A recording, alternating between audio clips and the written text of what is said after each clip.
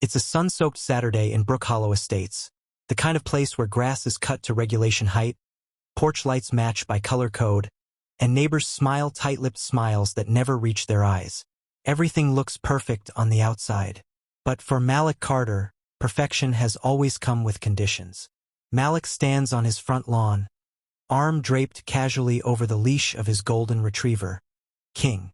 At 90 pounds, King's a gentle giant, affectionate, loyal, harmless. The kind of dog kids love and mailmen don't fear. Malik rescued him 3 years ago, back when he moved to this so-called up-and-coming suburb to give his daughter a better life. He watches as King rolls in the grass, tongue lolling, sunlight warming his golden coat. For a moment, everything is still. But then it happens just like it always does. The subtle shift in atmosphere. A car slows near the curb. The engine idles too long. Malik looks up and meets the narrowed eyes of her. Carolyn Whitmore, HOA board member, retired schoolteacher, Brook Hollow's self-appointed enforcer of everything unspoken. She doesn't wave, doesn't smile, just stares, then rolls up her window and drives on. Malik exhales slowly. He's used to it by now. The way some neighbors greet him a little too cautiously, how packages mysteriously end up missing, how someone anonymously reported his mailbox as non-compliant last fall. Brook Hollow wasn't built for people like him. Not really. Diversity brochures don't show you the looks, the whispers, the way people lock their doors a little faster when your car drives by. But Malik is patient, strategic. He pays his dues, keeps his lawn trimmed and his head down. He doesn't want trouble. He just wants peace for himself and his daughter, Zara. She runs out the front door now, braids bouncing, arms outstretched. "King!" she squeals, diving onto the dog like he's a living teddy bear. "Easy Z," Malik chuckles. "You'll crush him." "Can't crush King," she says, nuzzling his thick fur. "He's the strongest dog in the whole world." Malik smiles. "Yeah, he is." The breeze rustles the leaves. A sprinkler hisses to life across the street. Picture-perfect suburbia. But then Malik notices something strange. On the edge of his lawn, right near the HOA signpost, a small, laminated notice flutters in the wind. He walks over, curious. It's a pet-size restriction flyer. New policy, effective immediately. No dogs over 50 pounds. Violators subject to fines or removal of the animal. His brow furrows. There's no HOA meeting on record. No vote. No email. Just this. He looks down at King. Looks back at the sign. Then across the street. Carolyn stands on her porch now, watching.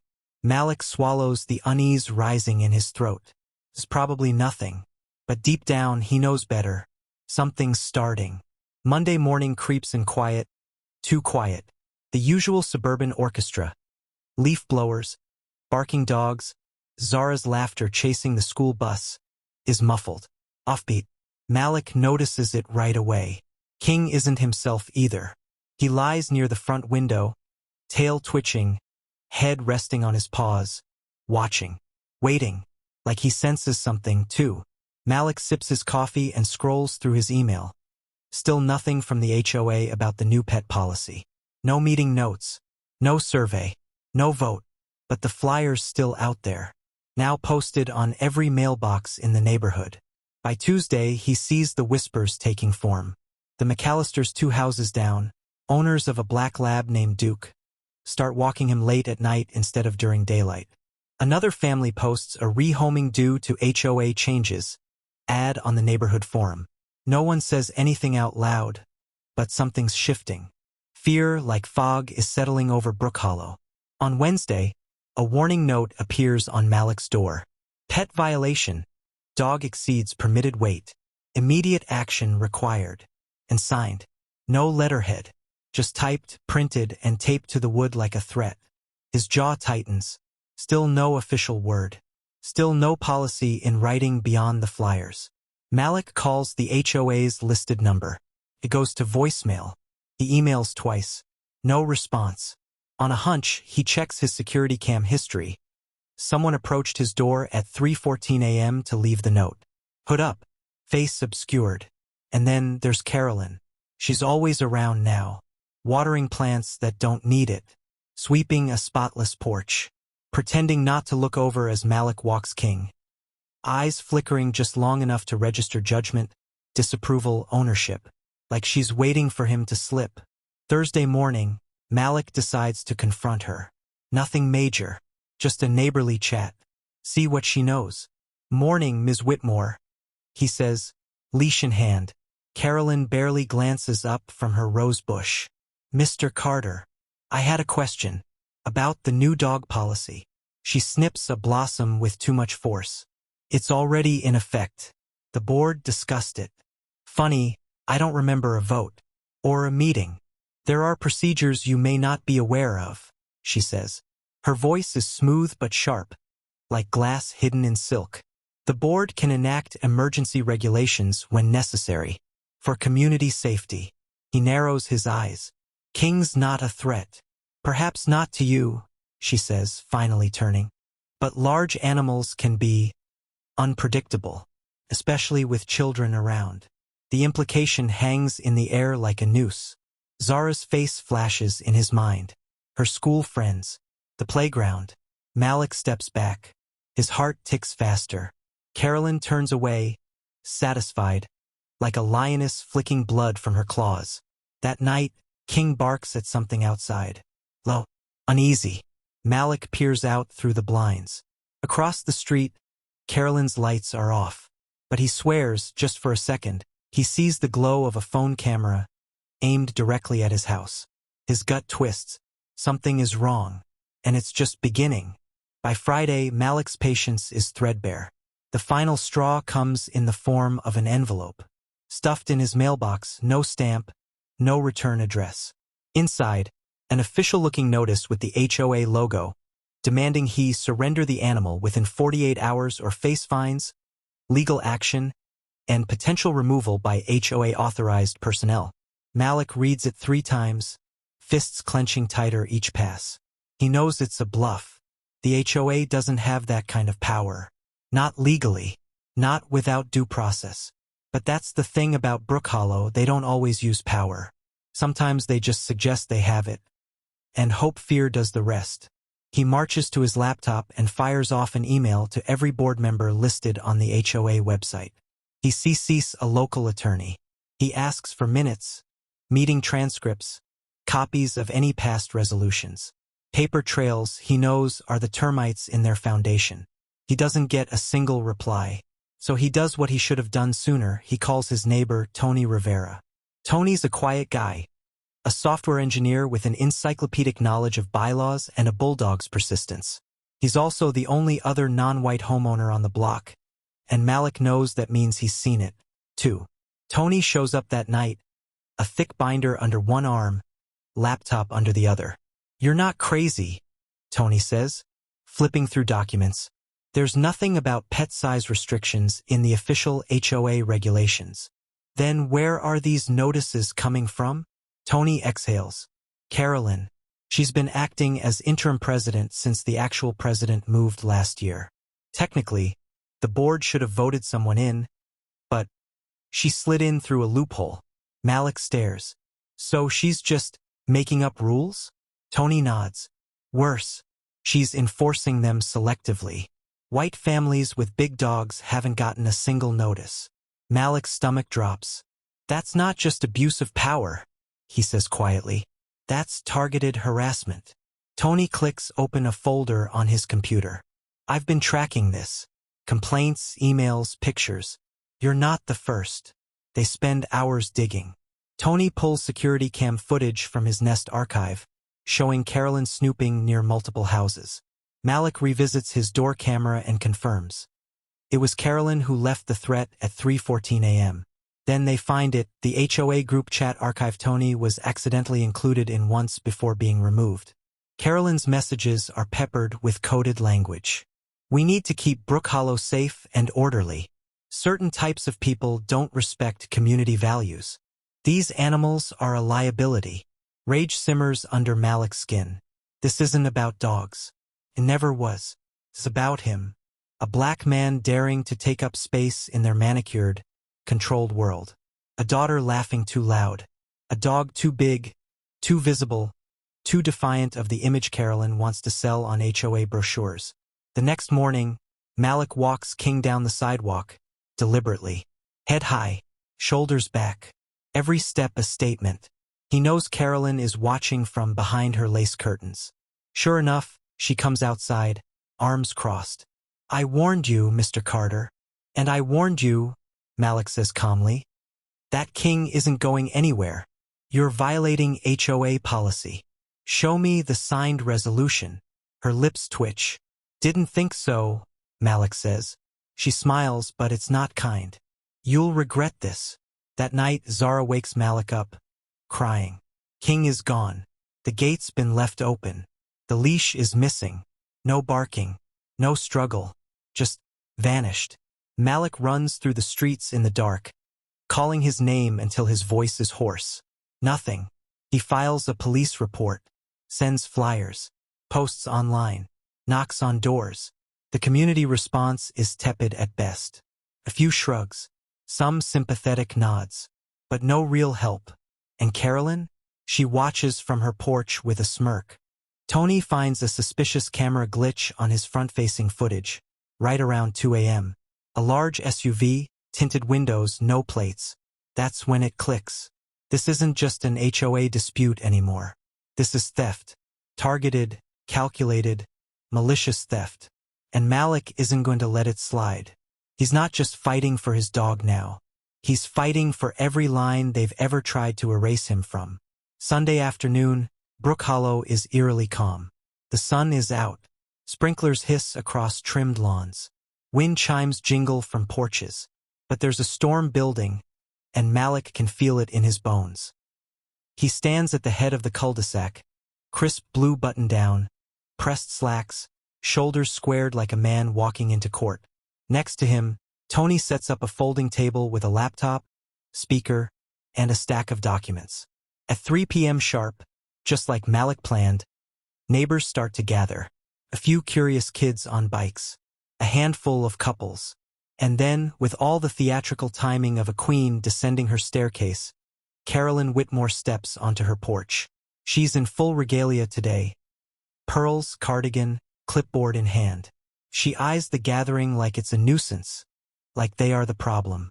"Mr. Carter," she calls out, voice sweet as poison. "Is there some sort of issue you're bringing to the community's attention?" Malik smiles, controlled, cold. "I'm glad you asked." He gestures to Tony, who taps the laptop. The Bluetooth speaker crackles, then comes alive. First audio clip. Carolyn's voice from the group chat archive. "We need to make sure Brook Hollow stays refined. That means being selective about who we allow to bend the rules." A few people shift uncomfortably. Second clip. Large dogs attract undesirable attention, especially when their owners don't blend in. The crowd stiffens. Carolyn's face doesn't twitch. This is taken out of context. "We were discussing safety concerns." Malik nods slowly. "Interesting, because here's a screenshot of the HOA guidelines. No mention of a pet weight limit. No vote ever held. No emergency meeting minutes." He holds up the page. Tony flips to a second tab, security cam footage. Carolyn, at 3:14 a.m., hood up, sliding a notice onto Malik's door. "Not exactly protocol for an HOA board member," Malik says. The neighbors murmur louder now. The McAllisters exchange glances. A woman in a sun hat steps closer, squinting at the screen. But Carolyn? She just laughs. Not nervously, confident, smug. "You really think this little performance is going to do anything? You've always misunderstood how things work here, Mr. Carter.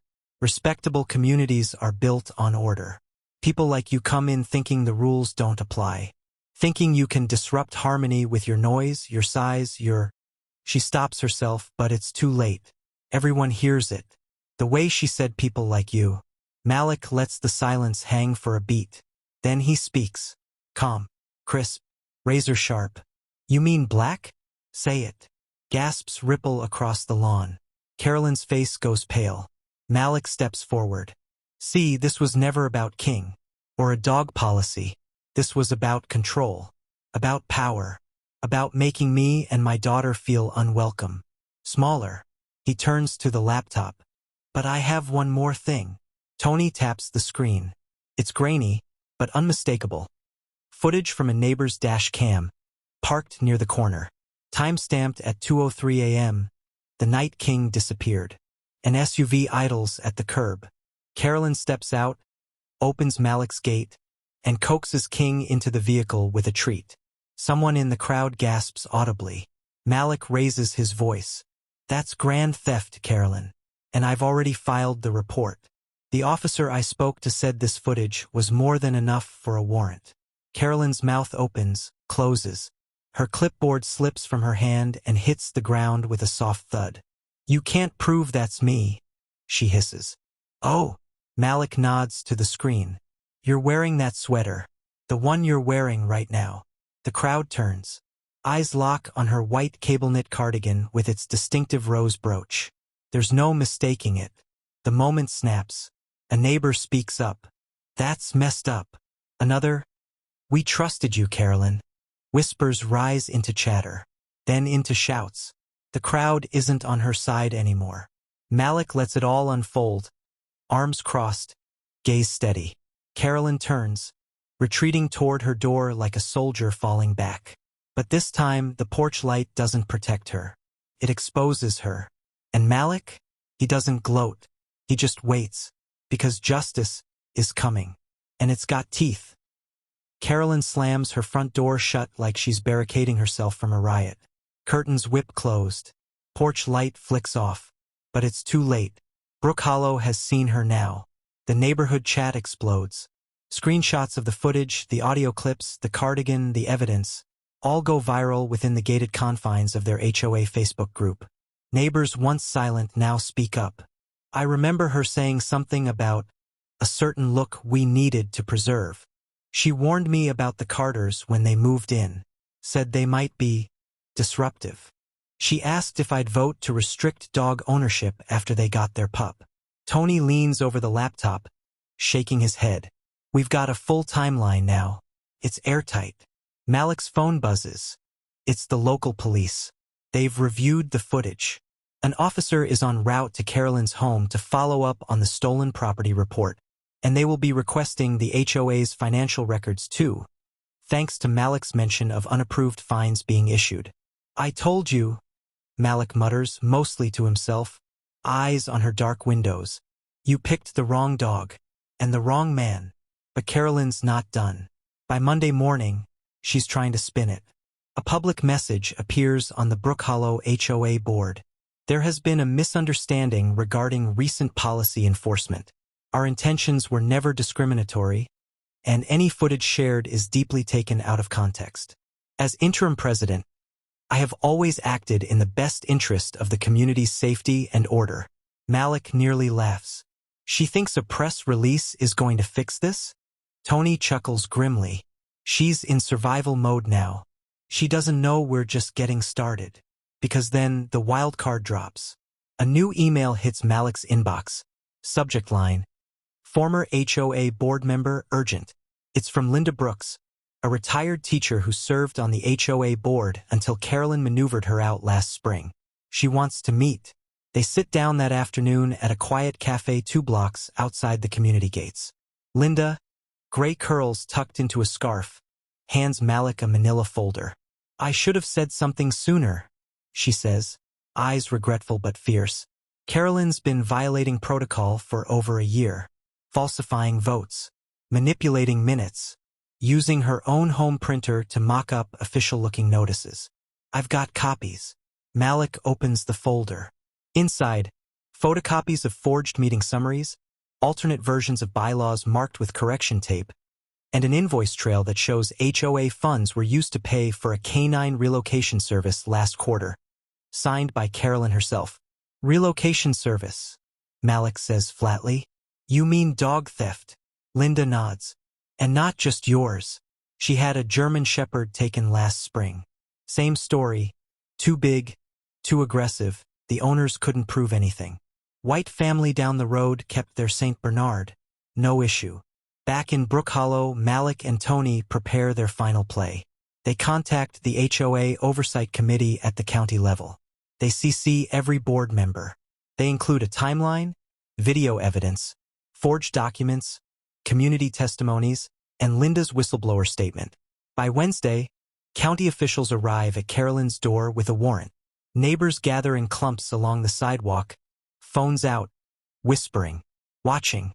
Malik stands across the street, arms folded, Zara by his side. She holds a leash in her tiny hand, though it dangles empty. Then comes the moment. 2 officers walk Carolyn out. No cuffs. Yet, but her face is flushed, hair frizzed, no pearls today. Just fear. The kind that comes from a life of unchecked privilege finally slamming into consequences. Ms. Whitmore, one officer says, "You're under investigation for misappropriation of funds, falsification of HOA documents, and theft of private property." Carolyn's eyes dart, wild and glassy. "You can't do this. I built this community. I protected it from..." She catches herself, but it's too late again. The crowd hears it. From what, Carolyn? From who? The officers guide her into the back seat of a cruiser. Doors shut. Tires crunch away down the lane. The neighborhood is silent, until Zara tugs on Malik's shirt. "Daddy!" He looks down. "Look!" From the far end of the street, a golden blur barrels toward them. A neighbor, the McAllister's teen son, jogs behind, breathless but grinning. "It's King," he yells. He was tied up behind the abandoned pool house. Someone must have seen the posts and tipped us off. King launches into Malik's arms with the force of a freight train, tail wagging like a helicopter blade. Zara squeals and throws herself into the reunion. Malik kneels, arms wrapped tight around that massive, slobbering body. His throat tightens. His vision blurs. They tried to take everything. His peace, his pride, even his family's joy. But they failed, because truth has teeth. And justice? Justice bites back. 3 weeks later, the sign on Carolyn Whitmore's perfectly manicured lawn reads, "For sale. HOA president resigned in disgrace." It's not official, but everyone in Brook Hollow knows Malik put that message out without saying a word. Her house sits quiet, blinds drawn, shutters closed like a mausoleum of privilege. She's been formally charged with grand theft and falsification of legal documents. County auditors are reviewing her entire tenure. And word is, she's being sued by the HOA for mismanagement and financial abuse. Her pearl-clad empire? Crumbling. Her name? Punchline. And Malik? He's walking King down the middle of the cul-de-sac, head high, smile easy. King's tail wags like a flag in the wind. Zara skipping beside them with a leash she insists on holding, even if the dog outweighs her 3 times over. Neighbors wave now. Some stop to chat. They ask about King, about Zara's school play, about how Malik's doing. He doesn't pretend the past didn't happen, doesn't gloss over the glares, the silence, the veiled comments he used to field at HOA meetings. He remembers all of it, but he notices the shift. Eyes that used to avoid his now meet him with apology. Not all, but enough. One afternoon, Mrs. Ackerman, the same woman who once called Zara's braids a distraction, walks over with a batch of lemon bars and something else in her eyes. "I owe you and your daughter an apology," she says, voice low. "I didn't speak up when I should have. I saw things, heard things. I let her make me think it wasn't my place to challenge it." Malik studies her, sees the shame in the corners of her eyes, the discomfort of someone confronting their complicity. He nods. "Thank you. It matters." And it does. Not just the apology, but the accountability. The next HOA meeting is held under new leadership. Linda Brooks is back on the board, this time as president. The bylaws are being rewritten with community input, transparency, and an equity audit led by an outside firm. No more secret votes. No more mystery fines. No more Carolyns. At the meeting, Linda gives Malik the floor. The room falls silent. He clears his throat, glancing at the familiar sea of faces, most of them white, all of them watching. "I didn't move here to make noise," he says. "I moved here to raise my daughter." To give her the kind of neighborhood where she could ride her bike without fear. To give her a dog, a friend, a future. He pauses. But peace isn't built on silence. It is built on truth and justice. Applause ripples through the room. Not loud, but steady, honest. That night, Malik and Zara sit on their porch. King sprawls at their feet, snoring gently. Zara curls into his side. Daddy? Yeah. Baby? She looks up at him, brow furrowed. Did Carolyn hate us because of King? He swallows hard. No, he says, voice soft. She hated us because we didn't fit her idea of what this place should look like. But we proved her wrong. Zara nods. Good. The wind stirs the trees. Somewhere a wind chime sings. Malik leans back, looking at the stars. He thinks about how close he came to losing his peace, his dignity, his dog. But he didn't. He held the line. He fought back. Not just for himself, but for every person who's ever been told they don't belong. Because belonging isn't something you're given. It's something you claim. And in Brook Hollow, Malik Carter just claimed it. For good.